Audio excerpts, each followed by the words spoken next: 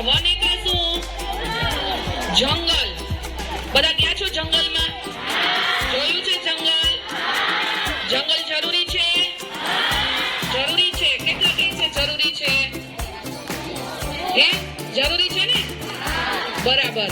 તો આ એટલા માટે આપણે 21 માર્ચ વન દિવસ ઉજવીએ છીએ કે આપણને વનને એનાથી મળતી પેદાશો, એની ઉપયોગિતા, એનું ઋણ ચૂકવવા માટેનો આજે દિવસ છે. બરાબર, યાદ કરવાનો દિવસ છે. વિશ્વ વન દિવસ છે. કયો દિવસ છે? બરાબર. તો આપણે મોટા મોટા જંગલો વાવવા તો નથી જવાના છીએ તમે કે હું. આપણે નાની નાની બાબતો ધ્યાન રાખવાની છે. એ હું છેલ્લે પૂછીશ. જંગલોનું મહત્વ બધાને ખબર છે? વૃક્ષ શું આપે આપણને? કોણ કહેશે? ઓક્સિજન. આપણે જીવવા માટેનો મૂળભૂત સ્ત્રોત, જેના વગર કોઈને ચાલે નહીં. પ્રાણી, વનસ્પતિ કે જીવજંતુ ચાલે તો ઓક્સિજન આપે છે. બરાબર. સૌથી વધારે આપણા વાતાવરણને શુદ્ધ રાખે છે. ત્યાર પછી આપણા બીજું શું આપે છે વનસ્પતિ? જો એક યાર નો બોલાય. આદર્શ વિદ્યાર્થી કોને કહેવાય? ઊંચી આંગળી કરે. ક્લાસમાં સર પૂછે કે અહીંયા પૂછે? ફળ, ફૂલ, લાકડું. આપણા ઘરે ફર્નિચર હોય ને, બધી જગ્યાએ ફર્નિચર, તો લાકડું. બરાબર. અનંત ઔષધિઓ, મેઇન ઔષધિ, દવા. આમ ગણવા બેસીએ ને તો આપણે સાંજ પડી જાય. બરાબર. આપણે આ બાળકો કહેશે તમને જંગલોની ઉપયોગિતા. તો આપણે વન દિવસ સૌ પ્રથમ ઉજવવાની શરૂઆત કે નક્કી ક્યારે થયું? તો કે 1971 23મી જે સામાન્ય સભા હતી, યુરોપિયન કોન્ફેડરેશન ઓફ એગ્રીકલ્ચર નામની જે સંસ્થા છે, એની 23મી જે સભા હતી, એમાં વિશ્વ વન દિવસ ઉજવવાની નક્કી કરવામાં આવ્યું. એને જોયું કે ધીમે ધીમે જંગલો ઘટતા જાય છે. જંગલ છે આપણને તો ઉપયોગી છે, પણ જંગલમાં તો તમે જાણો છો ને કે જુદા જુદા પ્રાણી, પક્ષી, જીવજંતુ, બરાબર, કેટલું બધું રહેતા હોય. તો એનું પણ એક ઘર છે ને. આપણને તો ઉપયોગી છે, પણ પ્રાણી અને પક્ષીઓનું પણ ઘર છે. એટલે 1971 આ નક્કી કરવામાં આવ્યું કે આપણે જંગલો, વૃક્ષો, એને થેન્ક યુ કહેવા માટે એક દિવસ રાખવો જોઈએ. તો એ 23મી માર્ચ નક્કી કરવામાં આવ્યું. અને ફૂડ એગ્રીકલ્ચર એસોસિએશન છે, એમણે પણ એને સમર્થન આપ્યું.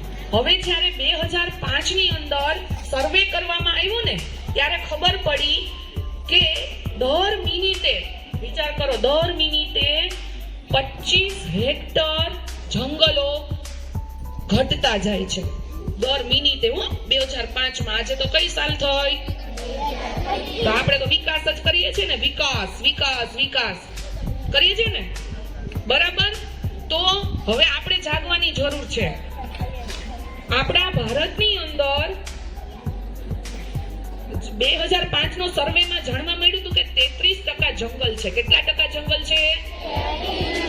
એ વખતે 2005માં જ તે સર્વે થયો ત્યારે ખબર પડી કે 21% જંગલ છે. કેટલા છે? અને પછી તો કેટલો વિકાસ થયો? તો અત્યારે તો અત્યારનો આંકડો તો આપણને ખબર નથી.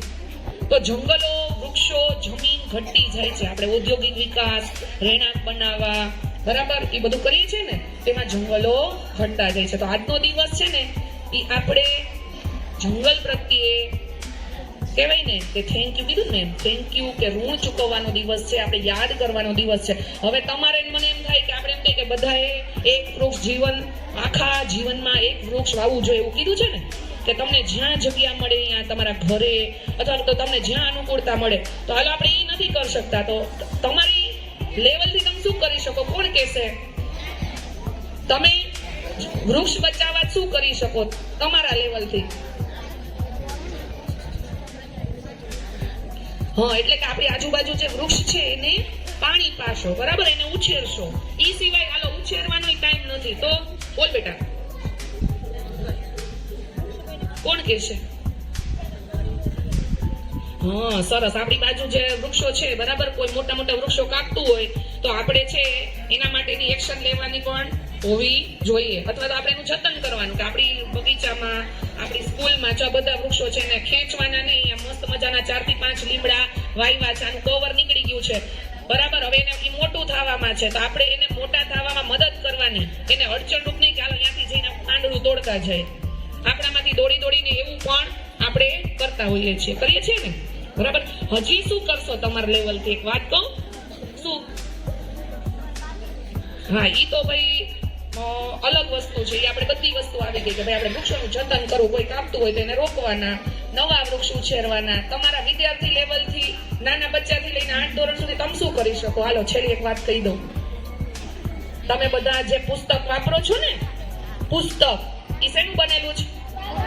કાગળનું. ઝાડનું નથી બન્યું, કાગળનું બન્યું છે. અને કાગળ છે ઈ ઝાડમાંથી બનેલા છે. તો આપણે શું કરીએ છીએ? 2 લીટી લખીને આમ લીટા તાણી દઈએ, કાગળ ફાડી નાખીએ, કરીએ ને? એવું કરો છો કે નથી કરતા?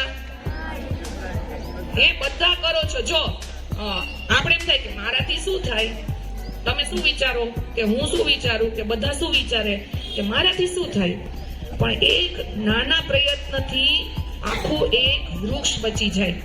આપણું જે કાગળ બને ને એમાં ખૂબ જ મોટા પ્રમાણમાં પાણી અને વૃક્ષના માવાનો ઉપયોગ થાય છે. પાણીનો પણ પુષ્કળ ઉપયોગ થાય કાગળ બનાવવામાં. કાલે વિશ્વ જળ દિવસ છે, એની વાત કરશે, પણ આજે આપણે વન દિવસ છે. તો તમારા લેવલથી પછી તમારી પેન્સિલ શેમાંથી બની છે? તો જો હમણાં એક અમારા તાલીમમાં વાત થઈ હતી કે પેન્સિલ છે ને ઈ લાકડામાંથી બને છે. તો આપણે શું કરીએ છીએ કે અહીં કાઢ્યા જ કરીએ ને કે વપરાઈ જાવી જોઈએ. એક દિવસમાં એક પેન્સિલ બાપા લઈ દેતા હોય, કોઈ આપણને આપી હોય ગિફ્ટમાં, બરાબર. તમારા મમ્મી પપ્પાને કઈ ભણે છે ને મારો દીકરો કે દીકરી, આપો પેકેટ લઈ આવો, કરે ને એવું? એ બધાને મમ્મી પપ્પા મદદ કરે ને ભણવામાં, વસ્તુ આપવામાં, બુક લાવવામાં, પેન્સિલ લાવવામાં. પછી રબર છે ને તમારું છેક રબર, એ વૃક્ષમાંથી જ બને છે. કેમાંથી બને છે? તો આ બધી વસ્તુનો તમારે જરૂર પૂરતો ઉપયોગ કરવો. તો પણ આ વિશ્વ વન દિવસ સાચી રીતે ઉજવાનો કહેવાશે ને કે તમારે કાગળનો બને એટલો ઓછો ઉપયોગ કરો. અહીંયા કોઈ ટીચર એમ સર તમને એમ નથી કહેતા કે તમે આમ બુક વાપરી નાખો. કોરું પાન હોય તો નીચેથી એમ કહે કે નવું પાન ને અહીંથી તમે લખશો તો ચાલશે. કોઈ એવી જડતા નથી કરતા કે નવો પાઠ નવા પાનેથી કે આ રીતે પ્રશ્ન લીટી છોડો ને આ કરો ને, પણ સારા અક્ષરે લખો, આટલો આગ્રહ દરેકનો હોય. તો તમારા લેવલથી આજે એક છેલ્લી વાત કહું કે તમે જે તમારી સાથે વાપરો છો બુક, પેન્સિલ, રબર, એનો તમે બને એટલો સાચવીને ઉપયોગ કરો. ઉપયોગ તો કરવાનો જ છે, બરાબર. તો કરશો ને બધા આટલું કે કાગળ ફેંકશો? તમારા ડસ્ટબિનની અંદર કાગળ જ ઝાઝા હોય છે, કોથળીને કાગળ. તો આજના દિવસે બધા એક નિયમ લેવાનો છે કે હું બને એટલા ઓછા કાગળનો વ્યય કરીશ. વ્યય એટલે શું? બગાડ, બરાબર. બુક વાપરવાની, લેસન કરવાનું, પણ ખોટા પાના બગાડીને ફાડવાના નહીં. તો હવે અહીંયા જે દીકરીઓ કે દીકરાઓ વન દિવસ વિશે રેડી કરીને આવ્યા છે તો તમને થોડીક માહિતી આપશે.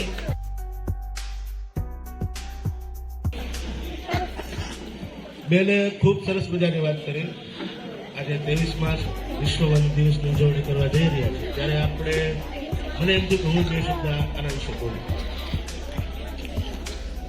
ઓક્સિજન બેને વાત કરી ને, તમે બધા પ્રશ્નના જવાબમાં કીધું કે વૃક્ષ આપણને ઓક્સિજન આપે છે.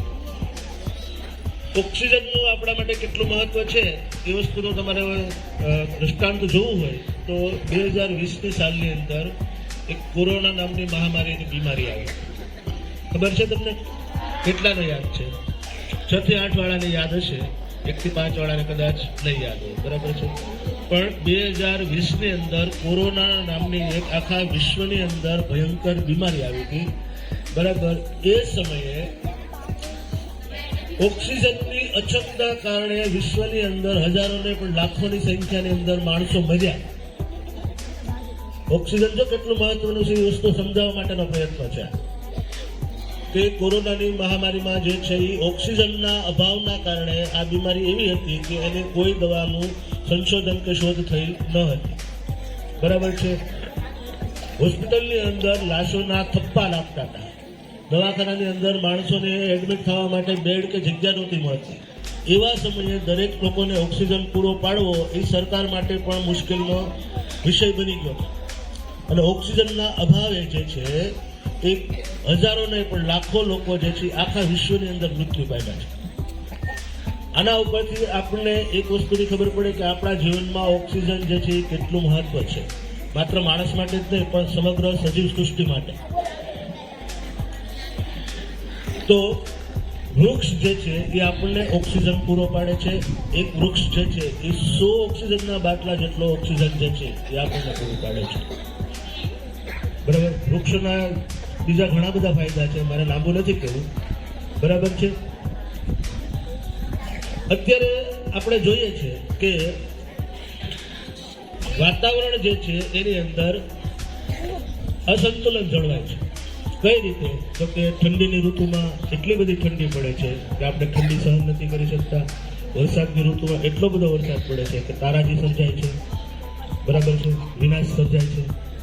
ઉનાળામાં એટલી બધી ગરમી પડે છે કે કોઈ દિવસ મને નથી સાંભળતું એટલો મોટો થયો કે મહુવાની અંદર 35 ડિગ્રીથી ઉપર સેલ્સિયસથી ઉપર તાપમાન ગયું હોય, પણ હવે મહુવાએ 40 ડિગ્રી 42 ડિગ્રીએ પહોંચી જાય છે. કારણ કોઈને ખબર છે? કારણ વૃક્ષો ઘટે છે, એ એક સાચું કારણ છે. પછી બીજું ગ્લોબલ વોર્મિંગ. વાતાવરણની અંદર કાર્બન ડાયોક્સાઇડ વાયુનું પ્રમાણ વધતું જાય છે, એને ગ્લોબલ વોર્મિંગ કહેવાય. બરાબર છે. અમે નાના તમારી જોડે જેટલી ઉંમરના હતા ત્યારે વાતાવરણ જે છે એમાં એટલો મોટો ફેરફાર નહોતો, પણ અત્યારે દિન પ્રતિદિન જે છે એ વાતાવરણની અંદર કાર્બન ડાયોક્સાઇડ વાયુ વધતો જાય છે. એના હિસાબે ગ્લોબલ વોર્મિંગ શરૂ થયું છે. બરાબર. એના કારણે જે આ વાતાવરણની અંદર અસંતુલન પેદા થાય છે. બરાબર. એટલે અતિશય તડકો, અતિશય વરસાદ અને અતિશય ઠંડી પડે છે. તો આ ગ્લોબલ વોર્મિંગ જે છે એને અટકાવવા માટેનો પણ એક બેસ્ટ ઉપાય જે છે કે આપણે જંગલો જે છે એનો નાશ થતો અટકાવીએ, વધુમાં વધુ વૃક્ષો વાવીએ, એનું જતન કરીએ. બરાબર છે. કોઈ જો વૃક્ષોનો નાશ કરતો હોય તો એને અટકાવીએ, વગેરે વગેરે આપણે કરી શકીએ. ભારત માતા કી જય. અસ્તુ.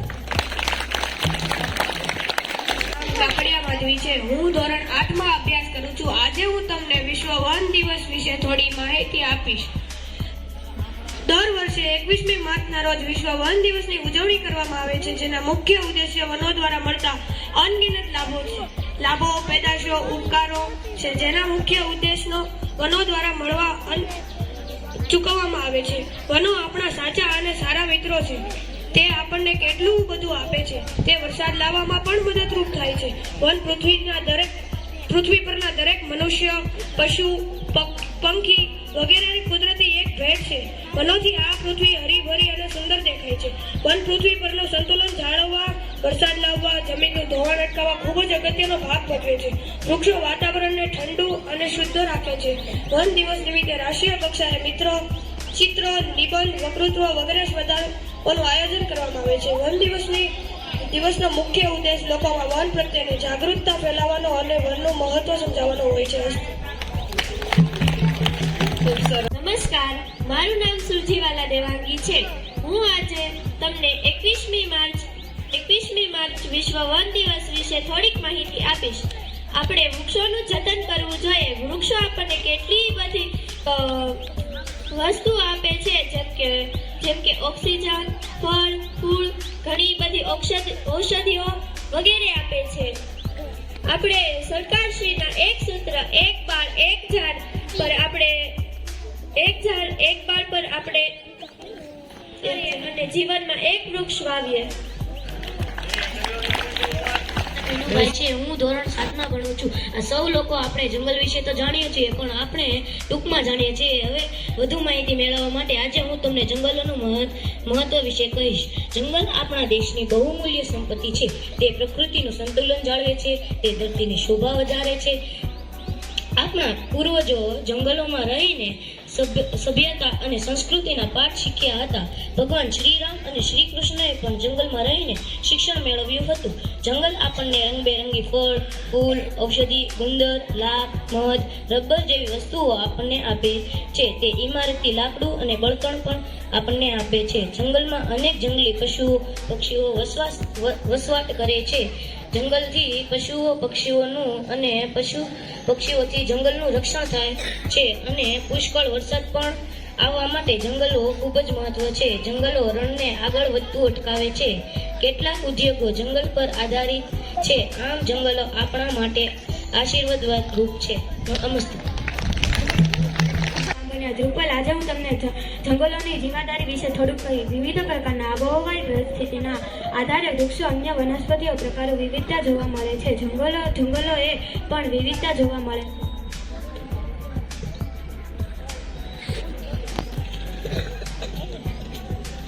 તમે સ્વયંપોષી, પરપોષી અને મૃતક જીવી વિશે વાંચ્યું છે. વનસ્પતિ ખોરાક કેવી રીતે બનાવે છે તે પણ તમે શીખી ગયા છો.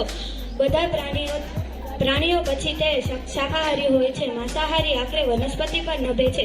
વનસ્પતિઓ પર નભતા સજીવો ઘણા ખરા બીજા સજીવો દ્વારા ખોરાક તરીકે ઉપયોગી લેવાય છે. ઉદાહરણ તરીકે જીવજંતુઓ ઘાસ ખાય છે, દેડકો જીવજંતુઓને ખાય છે, સાપ દેડકાને ખાય છે. આમ આહાર શૃંખલા રચાય છે. ઘાસ જીવજંતુ, દેડકો, સાપ, સંડી વગેરેમાં ઘણી આહાર શૃંખલાઓ જોવા મળે છે. બધી આહાર શૃંખલાને એકબીજા સાથે સંકળાયેલ જો હોય તો એક આહાર શૃંખલામાં લેવાય છે. ખરેખર પડે તો અન્ય આહારની શૃંખલાને પણ અસર કરે છે. જંગલમાં દરેક ભાગની અન્ય પર આધારિત હોય છે. જો આપણે એક ભાગમાં દૂર કરી શકીએ, જેમ કે વૃક્ષો, તો બાકીના બધા જ ભાગ પર અસર પડે છે. અસ્તુ. છે. હું ધોરણ 7 માં અભ્યાસ કરું છું. આજે હું તમને જંગલો આપણી જીવાદોરી વિશે જણાવીશ. જંગલો એ લીલા ફેફસા છે અને કુદરતનું જળ શુદ્ધિકરણ તંત્ર છે. કારણ કે વનસ્પતિઓ પ્રકાશ સંશ્લેષણ દ્વારા ઓક્સિજન મુક્ત કરે છે. પ્રાણીઓના શ્વસન માટે વનસ્પતિ ઓક્સિજન પૂરું પાડવામાં મદદ કરે છે. વૃક્ષો વાતાવરણમાં ઓક્સિજન અને કાર્બન ડાયોક્સાઇડનું સમતોલન જાળવે છે. આથી જંગલો લીલા ફેફસા કહેવામાં આવે છે. તમારી યાદીમાં ઘણી લાકડાની વસ્તુ હશે, જેમ કે પ્લાયવુડ, બર્તન, લાકડું, બોક્સ, દીવાસળી અને ફર્નિચર. શું તમે જાણો છો ગુંદર, તેલ, મરી મસાલા, પ્રાણીઓનો ખોરાક, ઔષધિ અને ઓક્સિજન પણ જંગલમાંથી જ મેળવીએ છીએ. જંગલો માત્ર વનસ્પતિ અને પ્રાણીઓનું જ ઘર નથી, તેમાં ઘણા લોકો પણ રહે છે. તેમાંના ઘણા જુદી જાતિના પણ છે. આ લોકો મહદઅંશે અંશે જંગલો પર નિર્ભર છે. જંગલો તેમને ખોરાક, રહેઠાણ, પાણી, દવા અને ઓક્સિજન પૂરું પાડે છે. તેઓ પાસે જંગલમાંથી ઘણી બધી ઔષધિઓ, વનસ્પતિનું પરંપરાગત જ્ઞાન છે. વનસ્પતિ વિવિધ જાતિઓ અને વિકસાવવાથી જંગલો તૃણાહારી અને ખોરાક અને રહેઠાણ માટેની બહોળી તકો પૂરી પાડે છે. વિઘટકો જંગલો વૃક્ષોથી પોષક તત્વોનો પુરવઠો પૂરો પાડવામાં સહાય કરે છે. તેથી જંગલો એક ગતિશીલ જૈવિક એકમ જીવન અને જેમની ભરપૂર છે. જંગલો વરસાદી પાણીના કુદરતી શોષકો તરીકે પણ કાર્ય કરે છે અને પાણીને જમીનમાં ઉતારે છે, જે જમીનમાં સમગ્ર વર્ષ દરમિયાન જળ સપાટી જાળવી રાખવામાં મદદ કરે છે. જંગલો માત્ર પૂરને અટકાવવાનું નહીં, પરંતુ ઝરણાઓમાં પાણીના પ્રવાહનું નિયંત્રણ કરવાનું કાર્ય કરે છે, જેથી આપણને સ્થિર પાણીનો પુરવઠો મળી રહે છે. વૃક્ષોના મૂળ સામાન્ય રીતે જમીનને ઝડકી રાખે છે, પરંતુ તેમની ગેરહાજરી જમીનનું ધોવાણ અથવા ક્ષયન કરે છે. જો જંગલો અદૃશ્ય થઈ જાય તો શું થાય? જો જંગલો અદૃશ્ય થઈ જાય તો હવામાં કાર્બન ડાયોક્સાઇડનું પ્રમાણ વધી જાય. પરિણામ સ્વરૂપે પૃથ્વીનું તાપમાન વધે છે. વૃક્ષો અને વનસ્પતિ વિના પ્રાણીઓને ખોરાક અને રહેઠાણ મળશે નહીં. વૃક્ષોની ગેરહાજરીમાં જમીન ધારણ ક્ષમતા ગુમાવે છે, જેથી પૂર આવી શકે છે. વનના બુદ્ધિ આપણા જીવન અને પર્યાવરણને ભયજનક સ્થિતિ મૂકી શકે છે. અસ્તુ.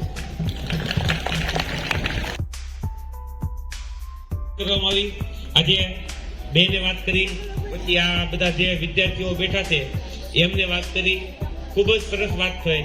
આવી રીતના જે ઉજવણી આપણે કરીએ છીએ તો તમને કમસે કમ એ તો યાદ રહેવું જોઈએ એક વસ્તુ કે 21મી માર્ચે કઈ તારીખે 21મી માર્ચે કયો દિવસ આવે એ તમને યાદ રહેવું જોઈએ.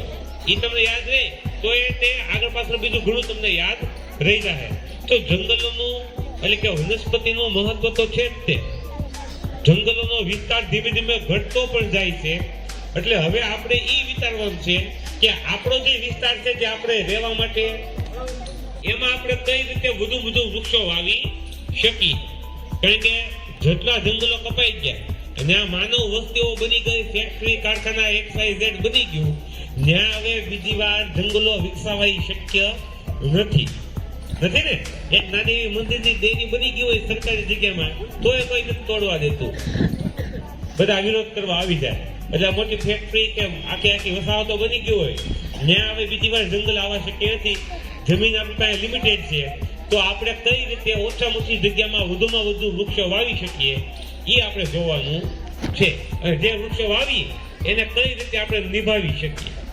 હમણાં લીમડા આપણે વાવ્યા છે, એને આપણે મોટા કરીએ. આમ એક નાની એવું ઔષધ બાગ બનાવ્યું છે આપણે, એની આપણે કમસે કમ જાળવણી રાખીએ. શક્ય હોય તો તમારે ઘરમાં ફળિયું ન હોય તો અગાસી તો હોય ને, તો અગાસી ઉપર તમે કુંડામાં નાના મોટા છોડ વાવી દો, તોય પણ ઘણો બધો ફાયદો થશે. તમને ફાયદો થશે અને વાતાવરણને પણ ફાયદો થશે. તો વન્ય દિવસ વિશે આગળ ઘણું બધું કહેવાઈ ગયું છે, તમારે જાજુ કેવું નથી, પણ શક્ય એટલો વૃક્ષોનું વાવેતર અને જતન કરવા પ્રયત્ન કરવો. તમારથી થતું હોય એ બધું કરી શકો અને આપણે વન્ય દિવસથી સફળ થઈ જશે. આભાર. એક ગીત ગાવું છે જંગલની સાથે જોડાયેલી વસ્તુઓ સાથે ખાવું છે ને, બધા ગાશો? પાકું ને?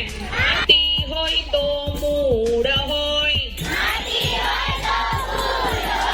માટી હોય તો મૂળ હોય, મૂળ હોય તો ઝાડ હોય, મૂળ હોય તો ઝાડ હોય, ઝાડ હોય તો માળા હોય,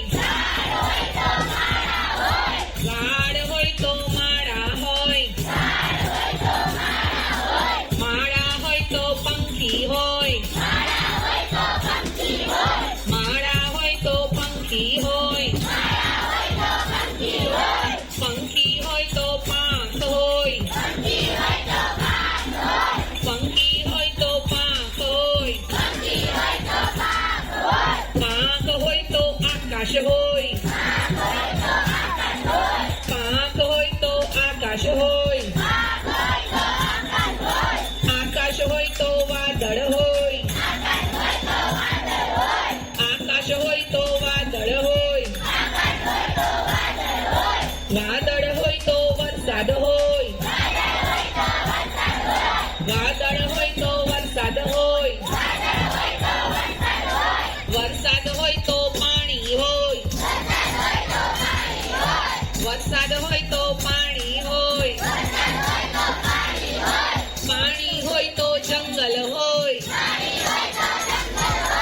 પાણી હોય તો જંગલ હોય, જંગલ હોય તો મંગલ હોય, જંગલ હોય તો મંગલ હોય, જંગલ હોય તો